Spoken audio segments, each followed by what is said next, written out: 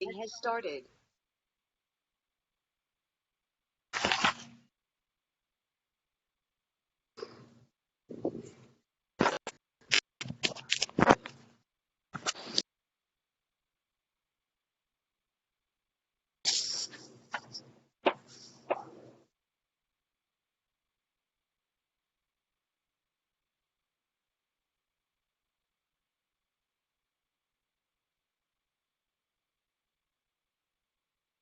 Damari, were you going to go ahead and do introductions, or would you like for me to? Yes, no, I am. I just needed a moment. I'm sorry. Welcome, Oh, no worries. everyone. Good morning. My name is Damari Nix, and I am a full-time faculty at St. John's River State College, and we are taking some time to complete our opportunities in HIT, which is a great, program and activity for students. And today we are welcoming Dennis Robison, one of our own. He is a clinical charge integrity manager at Baptist Health System. And because he is an alum of our HIT program, we're so proud to have him here with us today. He is currently earning his master's degree in health informatics. Remind me, Dennis, it is at Jacksonville University? Yes, actually, I graduated in June. Oh, wow. Congratulations. That's fantastic. Thank you. And Dennis also holds credentials as a registered health information administrator and a certified coding specialist. Thank you so much for being with us here today to talk to our current students and offering your perspective. Just from a personal point, I am so happy to have you here this morning because it is good to see someone who started at St. John's.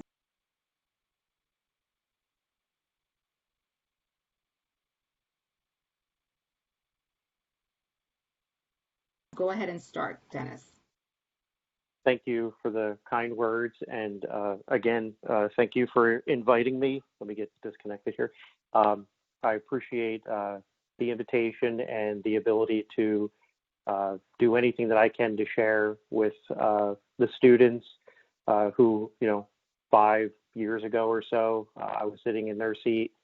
And anytime that I can give back to St. John's River State College, I welcome that opportunity to do so and make sure I clear my schedule for that. So again, thank you for the invitation. So hopefully everybody can see my slides so that I can kind of go through my recent journey from starting at St. John's River State College back in 2014 to where I am now professionally.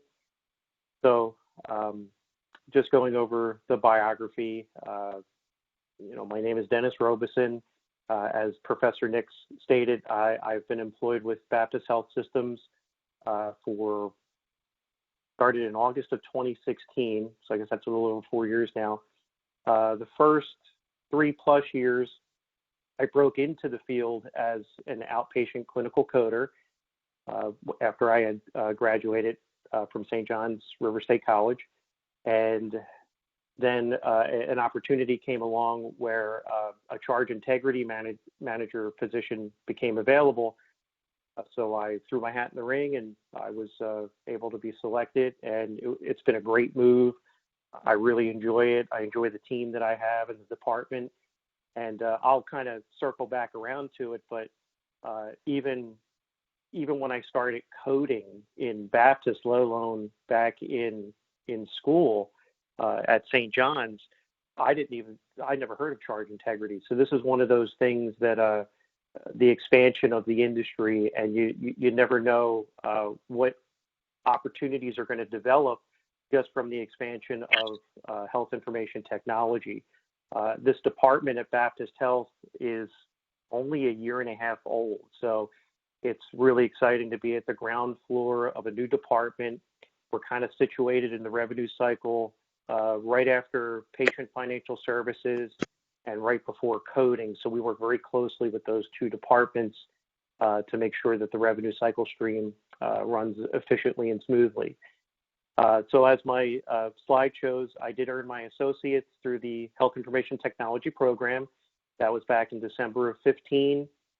I remained at St. John's River State College to complete my bachelor's degree in organizational management, healthcare administration, which I completed in May of 2018. And again, just as a personal note, I grew up in New Jersey until 2009, and I relocated in my previous career that I had before going back to school and in healthcare. With that company, we moved to St. Augustine, my wife and my two daughters. So we've been here about 11 years now, and we really enjoy St. Augustine in the state. And obviously, professionally, it's been wonderful to be able to transition into a new career that so far has been quickly successful. So I'm happy to say that it can be done, and believe it or not, if I can do it, you can do it. Even though others would disagree with that statement, I truly believe that. It's just a matter of being dedicated and working hard every day. If you do those things, you'll put yourself in good positions. So again, I went over my education. I did complete my master's in health informatics at Jacksonville University this past June. And some people call me crazy, but I just like to continue to learn and grow and educate myself. So I found a program that I was interested in for the health sciences with Eastern Virginia Medical School in Norfolk. And I applied, and I told myself, if I get it, I'll pursue it. If I don't, I'll be happy with my master's. Well, I got accepted, and we'll start in fall of 2021. So people have called me crazy. That's mostly the adjective that I get, but I just love to learn, and I love the knowledge. And really, every degree and certification that I get seems to open more doors for me. And it's the one thing that I really do want to impart to everyone listening, as I do to my team and anybody else that asks. And really, it's my philosophy is if you keep learning and growing, because this is a learning culture that you really have to embrace, you'll never be in a position where you don't call your path, meaning you will be ready for any opportunity that comes, much like mine with the charge integrity. I was ready for that opportunity. I applied, I got it. If I was not prepared for that opportunity because I had stopped, or I just became happy with what I had, whatever that was at that point, that may have been an opportunity that I missed.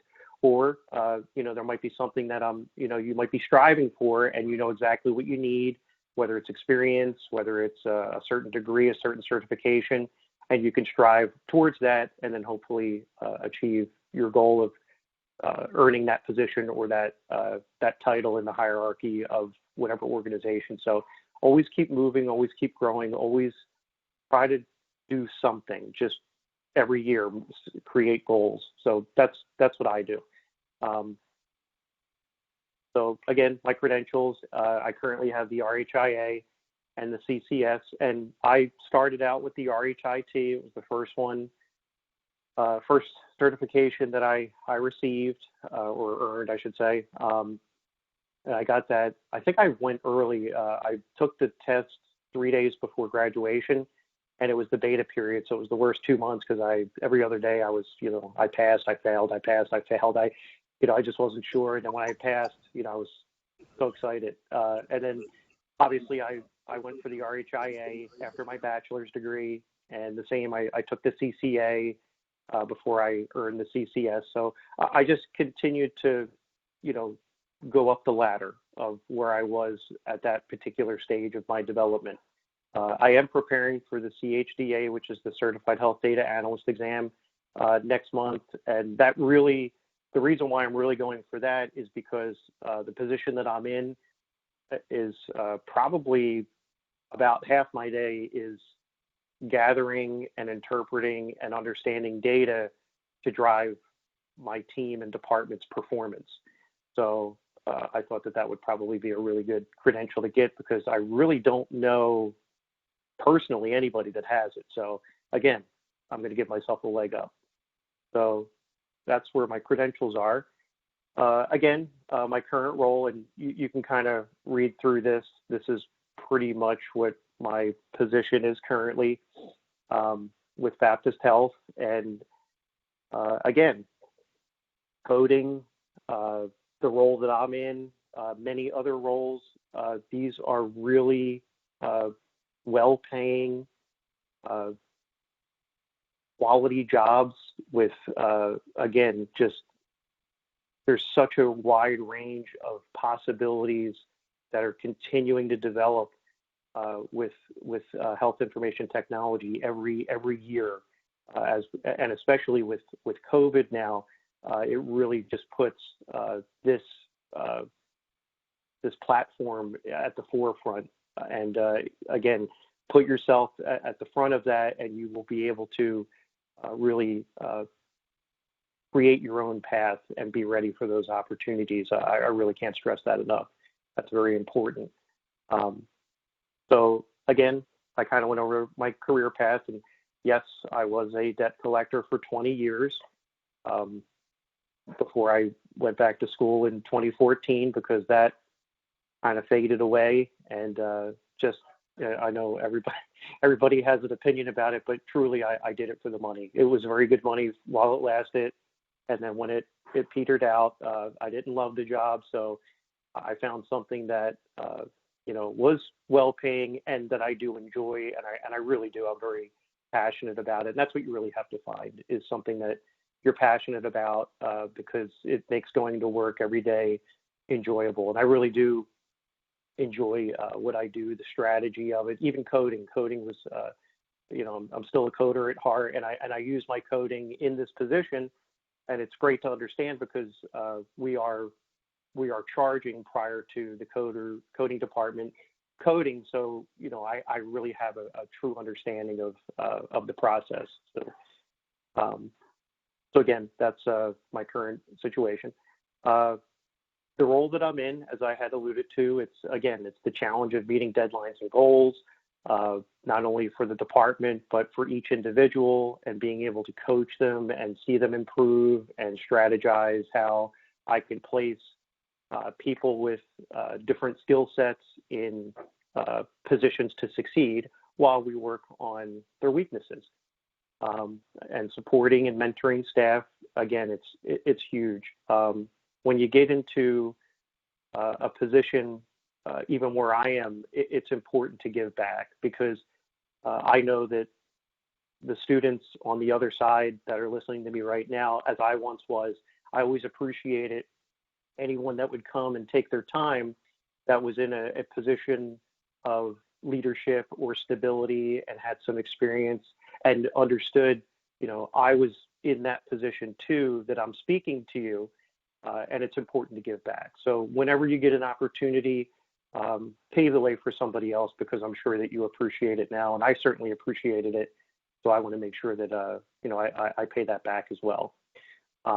Again, we do a lot of projects interdepartmentally with the other revenue cycle departments, with PFS, Patient Financial Services, with coding. We're even starting to branch a little bit into CDI. Because outpatient CDI is really becoming a need in Baptist. And we have a little bit of PAS, which is Patient Access Services. We have a little bit of communication with them, but not too much. They're really at the beginning of the revenue cycle. So by the time it gets to us, everything's been either reconciled or cleaned up or washed out. So we really don't have a lot to do with them. So it's mainly PFS and coding. The challenges of the role is in meeting the productivity and quality standards, because they are very high. Fortunately, we've achieved a level of consistency with productivity. We're working on certain data elements within the quality standards. We've evolved the quality from when I started in January to just a generic umbrella quality. And now we're actually breaking down the elements that we use for the overall quality score, and we're trying to break down which ones may not be meeting our internal quality benchmarks and strategize ways to increase those to the level that we want to get at, which is 95%. So that's something that we're working on now. We are now in a work from home environment, and it is permanent, as you know, I use that word loosely because, nothing's really ever permanent, but we used to be at South Bank. We have given that space up, so we really don't have a brick and mortar at this point, although that's where the department was up until March 20th, until we had to come home for COVID. At the time, it was to be temporary, but for many reasons, one of them is the team actually did better at home, production-wise, time-wise, attendance-wise, quality-wise. So we keep them engaged through meetings such as this, like through WebEx, and so we're always talking. There's a lot of communication via email during the course of the day with our charging and just making sure everybody's where they're supposed to be. And again, the communication is really an important component, more so in the work from home environment. So I think we've done a good job with that too. So my recommendations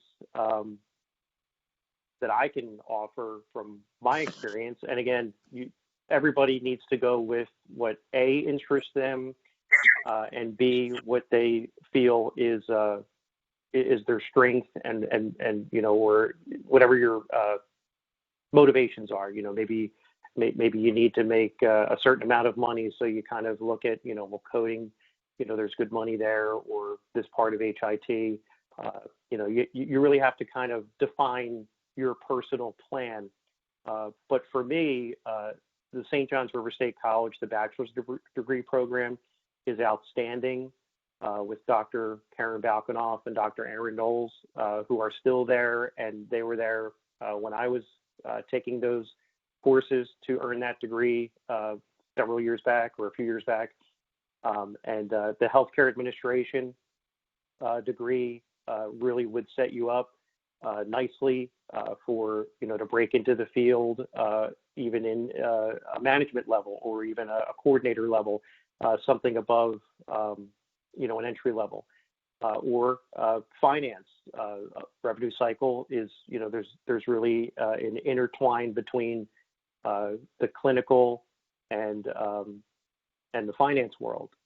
So if you have a background in healthcare and finance, you can diversify. And that's the other thing, is you really want to try to diversify. And that's another reason why I went for my health informatics degree at my master's level, because I don't want to have the same degree. So I really have 3 different degrees. Now I have coding experience. Now I have management experience in charge integrity. So I'm really diversifying and making my skills really unique. And that's really what you want to do. I mean, it's okay to be great at something, but you don't want to put all your eggs in one basket. And I can say that from experience, because I did that when I was a debt collector.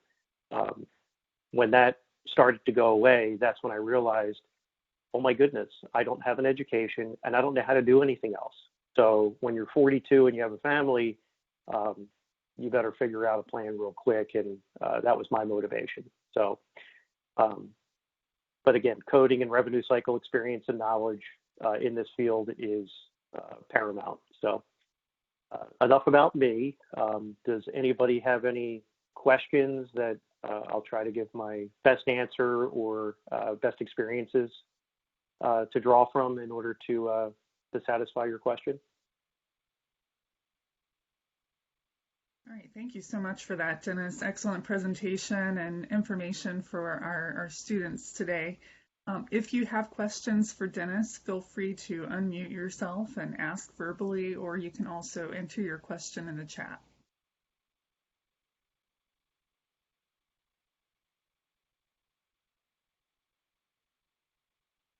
Okay, I'll read them out and then answer them if that's okay. Sure. So Mallory Scott, hi Mallory, asked, did you work while pursuing your bachelor's degree? Yes, I worked while pursuing all degrees. I was still in collections when I was in the HIT program until I transitioned to Baptist and finally broke into the field. And obviously I continued as a coder while I completed my bachelor's degree. And then I was a coder working on my master's degree at JU until I transitioned over to the current position that I'm in, which I transitioned to on January 27th of this year. So I'm about, 9 months or so. So yeah, the short answer is yes. I worked full time while doing all of this. So I guess that's where the crazy part comes in. So let's see. So what advice do you have for a student like me who wants to join the workforce as soon as I graduate while pursuing my bachelor's degree? Well, for me, I didn't have any experience, and that's always the catch-22. You're just going to have a resolve about yourself where you're just going to have to know, I'm probably going to take about 50 no's, or I'm going to send out a resume and I'm never going to hear back. It's frustrating. It can get to you, but I guarantee you, if you keep networking and you keep trying, and someone is going to give you an opportunity, and once you get it, you hang on to it and you build from there. That will be the hardest part of your journey, not the program, not the RHIT. It will be getting your foot in the door. Once you do that, it's all downhill. I promise you. Just make sure that you work hard, and that's the best advice I can give, because it took me about 8 months of diligent searching and having my program director at the time try to help me out with leads and recommendations before I actually had someone at Baptist in the coding department say, yes, we will take on inexperienced coders and train them. So, and they still will continue to do so. So that I can tell you that Baptist still does, if anyone is interested in coding, whenever there's an opening, look for Coder 1, or I can certainly give you the coding manager's name to reach out to, whatever I can do to help. So let's see, Georgia. Hi, Georgia. I've been interested in the health informatics bachelor's at UCF. Can you explain what the focus of health informatics is?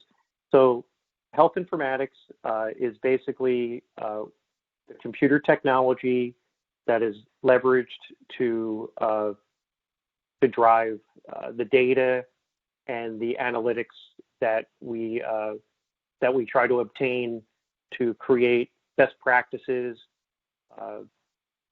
in the clinical and also in the financial realm. So, for instance, in my position where I use health informatics techniques is I'm in charge of the ED department, and we have 9 separate emergency departments in the Baptist health system.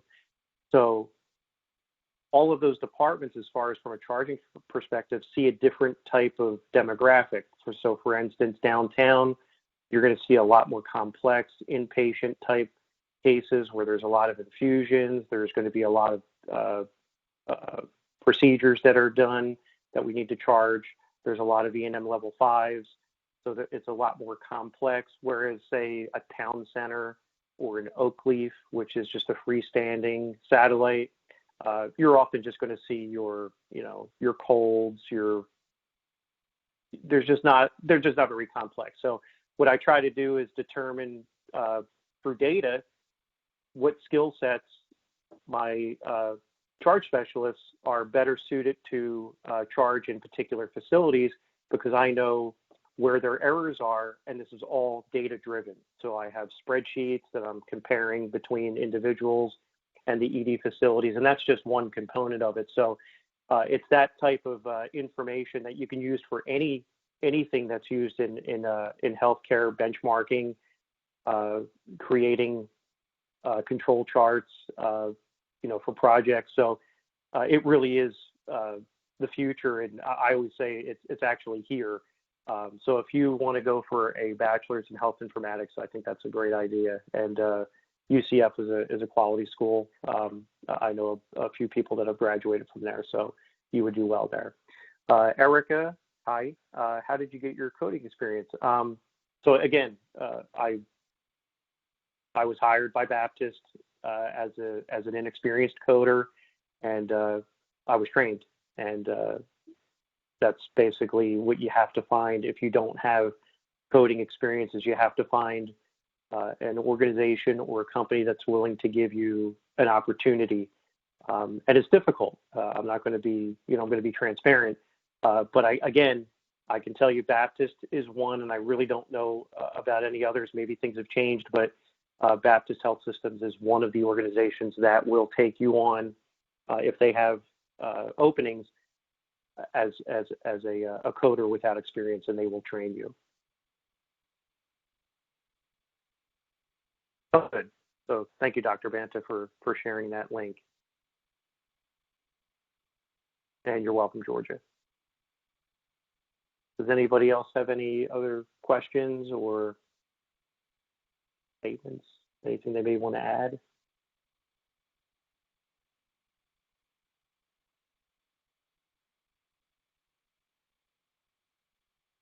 Well, while we're waiting to see if there are other questions, for those who have joined the call and want to redeem your one CEU for joining today, I'm going to enter my email in the chat.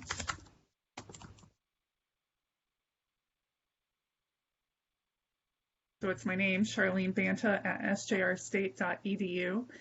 Simply shoot me an email, send an email to me letting me know that you attended today and would like to get your CEU, and I'll get that certificate out to you.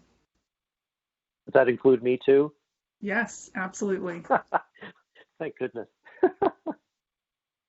Let's see. Do you have any tips or advice for taking the RHIT? Yes. Keep it simple. I've taken 4 AHIMA certifications, and I've done the exact same thing for all 4, and I passed them all on the first attempt. I ordered the AHIMA resource book for RHIT, RHIA, CCA, CCS, CHDA, and that's it. I studied from that, and that's it. You're going to see places that, they're going to want you to pay for some type of a boot camp or things of that nature. And, they may very well be good. I don't know. I'm just saying from my personal experience, it's unnecessary. You can order that book, study that book backwards and forwards. You'll be prepared and you will pass. That's been my experience 4 times out of 4. So I'm not changing the formula at all at this point, since it worked the first time with the RHIT exam. So that would be my best answer that I can give to you is, you don't have to do all these complex things. You have to remember, the program that you're in now is preparing you for that exam also. So that's why I also would like to strongly suggest take it right away. I mean, you don't have to take it like I did 3 days before graduation, but I would say within 3 months of graduating, I would take it because it's fresh. You've gone over the information over, an 18-month period or however long the program is. I think it's about 1.5 years. And if you do that and you just simply study the material that's in the study guide that AHIMA offers, that's really all you need, and you should do very well. What are the most important skills or characteristics needed to succeed in coding? You need to have a strong base in anatomy and physiology, medical terminology, and attention to detail. Those are really the 3 key factors in coding.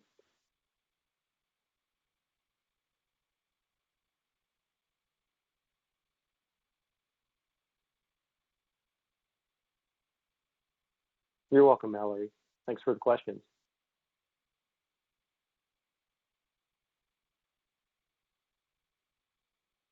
Is that NIHEA? My path is a bit different. I have an associate's in computer information systems with a minor in cybersecurity networking. That's great. Right now, I'm set to graduate from Western Governors University with a BS in HIM this December. My goal is to move into a health IT role that's more analytical. Any tips on types of role certifications I should look into? Well, I don't think you'll have much difficulty, number one, finding a position that suits your interest and education.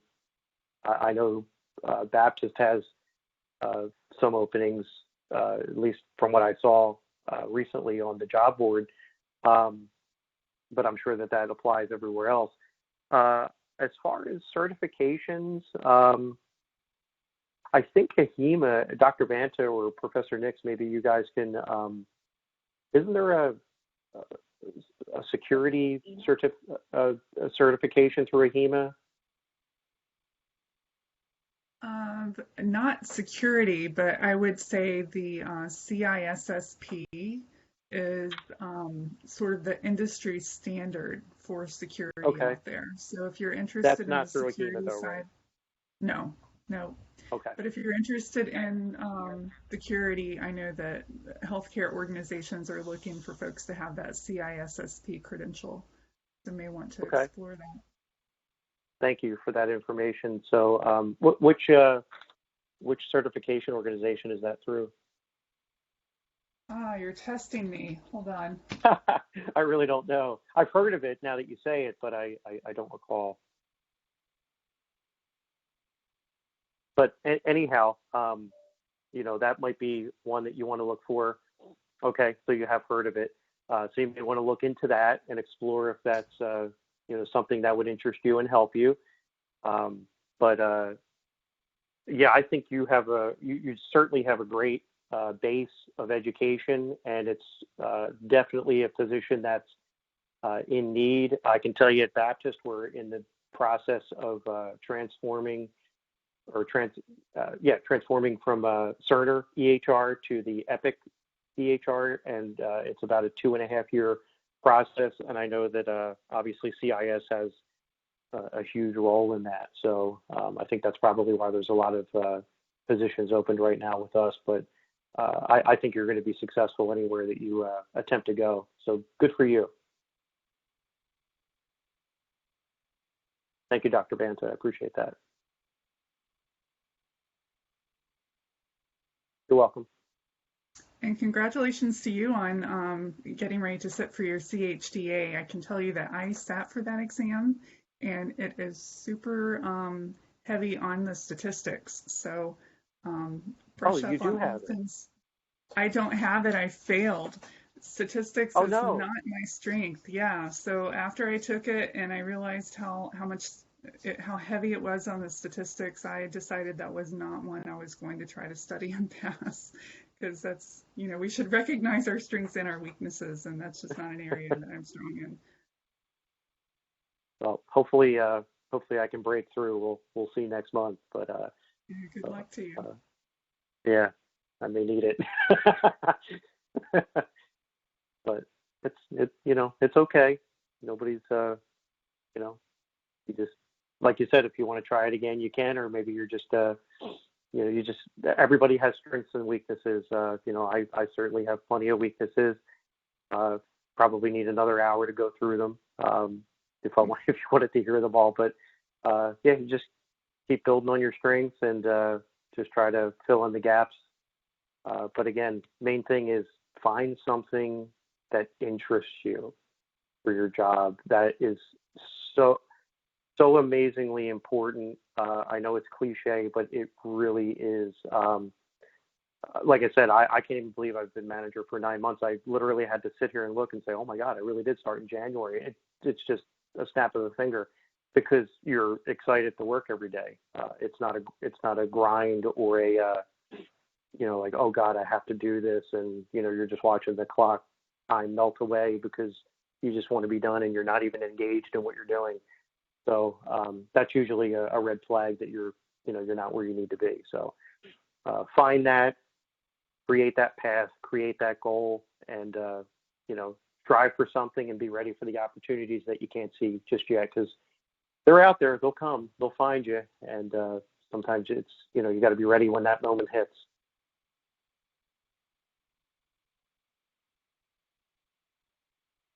All right. Any final questions for Dennis?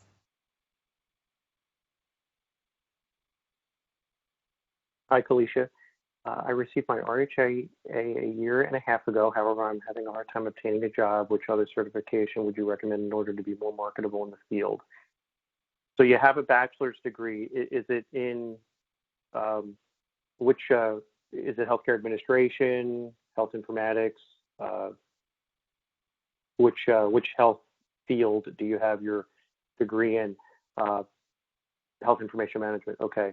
I'm actually pretty surprised with those two, with that education and that credential, that you would have a difficult time trying to find employment. Yeah, I'm pretty surprised. Have you, what is it that you're searching for that you've had difficulty breaking through? What type of positions?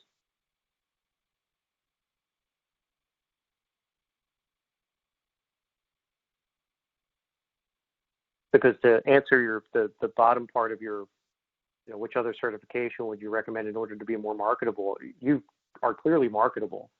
So there's got to be another variable at play here. Are you applying to enough places? Supervisor, do you have any experience in healthcare, or do you have any supervisory experience in any field?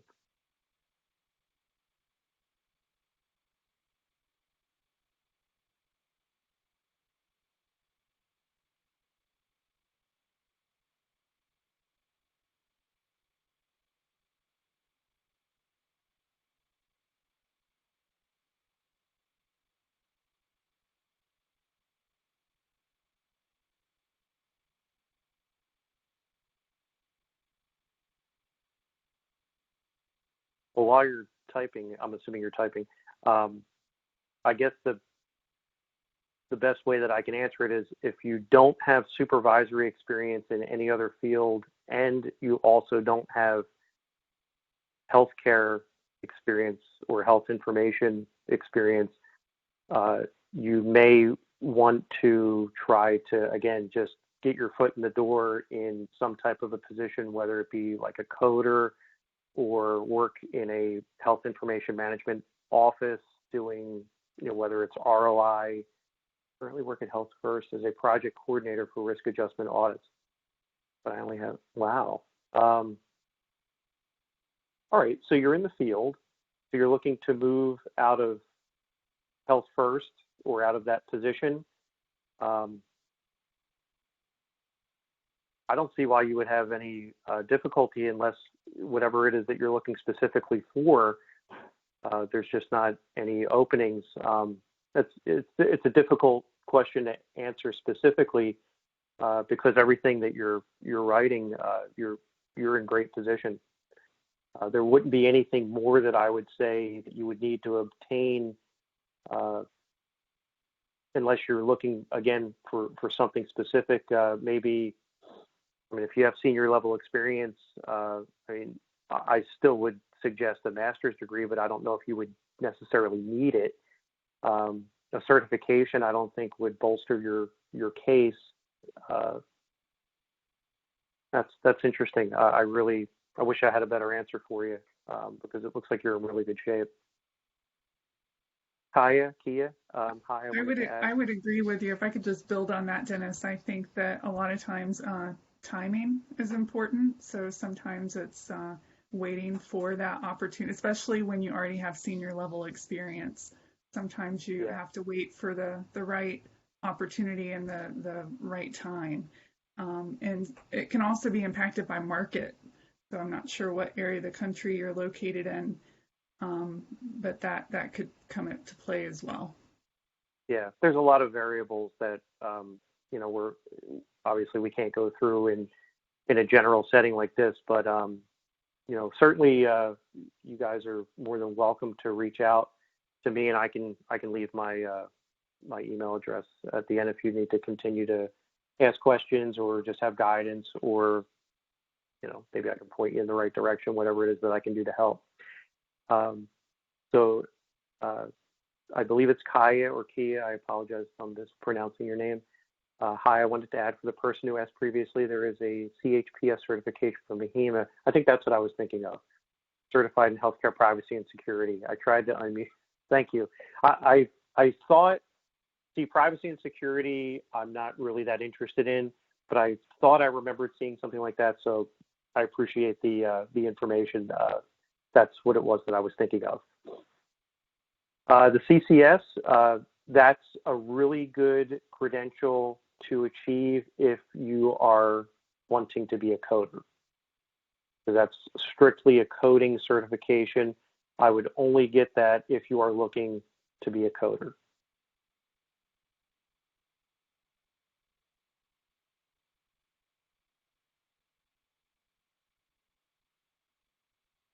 Hi, Catherine. Are there any specific job boards we should look on versus the normal Monster, Indeed, et cetera, for our field?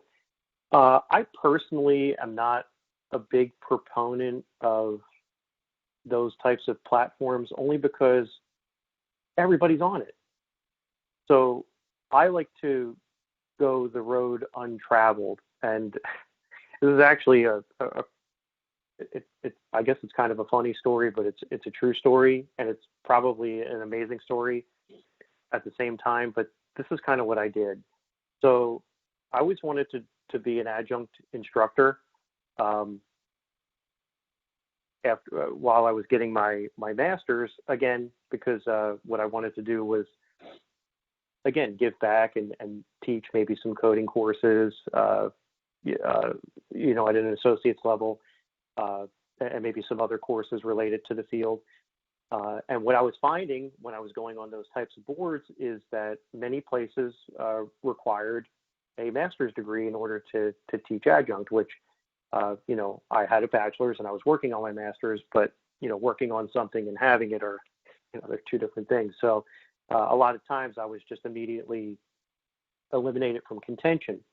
There were a couple every now and then I would find where a bachelor's degree was acceptable, and I would apply and not hear anything.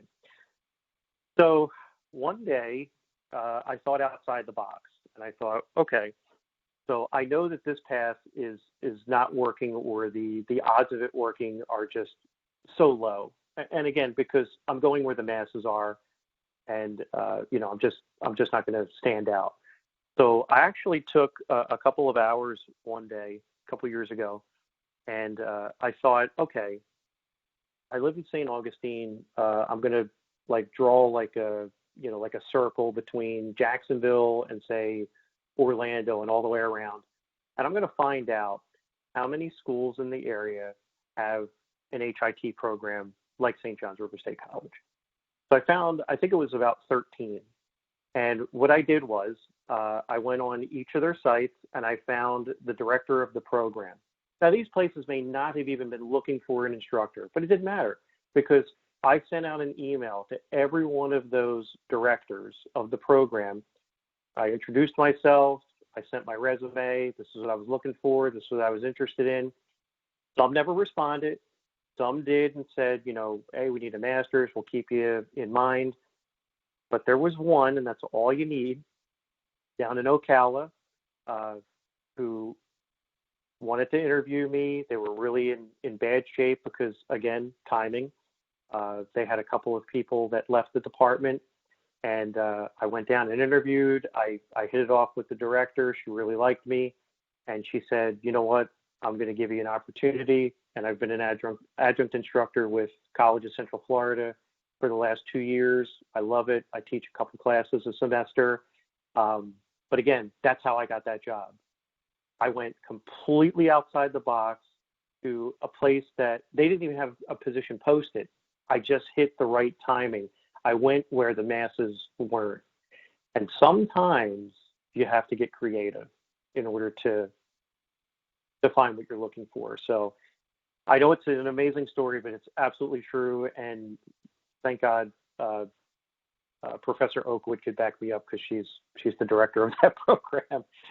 She knows everything that happened. So that's the best advice I can give. I mean, you can look on Monster and Indeed, but I think you're probably just going to find a lot of grief on there. That's excellent advice. I love that. That's a great story. And Professor I know, it's Oakwood crazy. is awesome. She's great. So you have to ask her about that because it's absolutely true. Yeah, that's great. So if I can build on that and also share, one thing that I like to recommend is to target the healthcare organizations that you're interested in working at. So I know, for example, Mayo Clinic, if you go out to their job board, you can set up automatic notifications. So you could search RHIT, Right. or whatever Yeah. whatever credential it Flagler. is that you're Hmm. interested in. Once they have a job posting that requires that credential, you'll receive an email notification. That's a So great idea. Yep. that's one thing that you can do. And another thing is network even among your peers. So you'd be surprised how important the relationships are that you're developing even now. My first job in education was actually one of my classmates. So in my master's degree program, one of my classmates after we graduated, she immediately got a program director role and reached out to me and asked me if I wanted to serve as an adjunct. So make those relationships not only within the professional organization but with your peers, and you never know what Yeah. opportunities that will open in the future. Absolutely. Surround yourself with the right people, and the good people and the positive people and the successful people, and it can't help but serve you well. Let's see. Do you think that HIM opportunities are easier to achieve in some areas more than others? That's probably true. I think that's probably a general truth with in any field, depending on where you live. Let's see. I am from New Jersey. I live in New York, and I have a master's in informatics bachelor. Oh wow, that's fantastic. I feel that it's really tough to get. It just may be up in the Northeast. Obviously, you're dealing with a larger population than you are down here in Florida, and it's probably not only from that standpoint, but even with your credentials, you maybe a lot of people have those credentials. So again, it's just a matter of you're just kind of caught in a high population, high density area in that field. So it is a little bit more difficult to move upward or even be a little bit more mobile than it is in other parts of the country, say down in the South. I can tell you from what I understand just by talking to people and reading, and out west is really still wide open. Now, you're not going to get paid as much, but there are more opportunities. But the nice thing about health information technology, health information management, health informatics, all of these different parts of the field, and especially with COVID here, and a lot of the changes are probably going to be permanent and here to stay, is the whole country is really open to you, no matter where you live. So I would suggest not just looking in your traditional demographic area, wherever exactly you live in New York, but expand. Find a place in Connecticut or Pennsylvania or Missouri, as long as they offer a position that's remote. You should maybe find what you're looking for outside of your home demographic.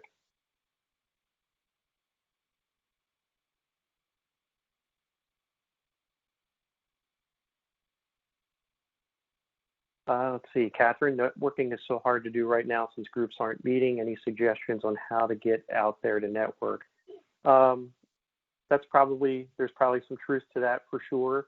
What I did a couple of years ago is I set up a LinkedIn account, and there's probably several now, but I started with a few like coding groups, health information management groups.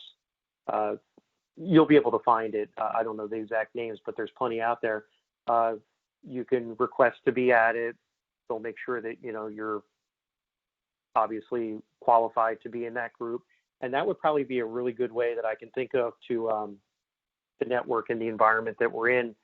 And again, these are people not only from all over the country, but sometimes in other countries. So you never know who that person's going to be that is going to be able to point you in the right direction or make that difference. So that would be the one suggestion that I can offer that I'm aware of from my experience. You're welcome.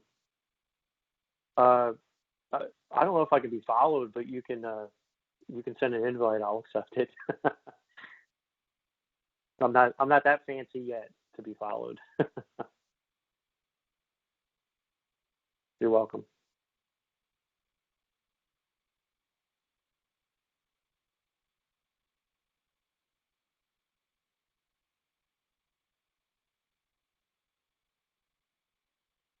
Does anybody else have any other questions or comments?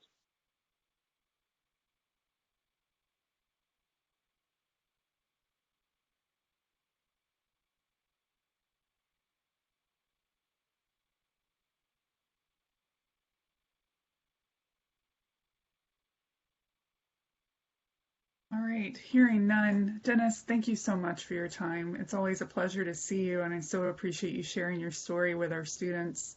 Again, if you'd like to claim that CEU credit for today, do email me.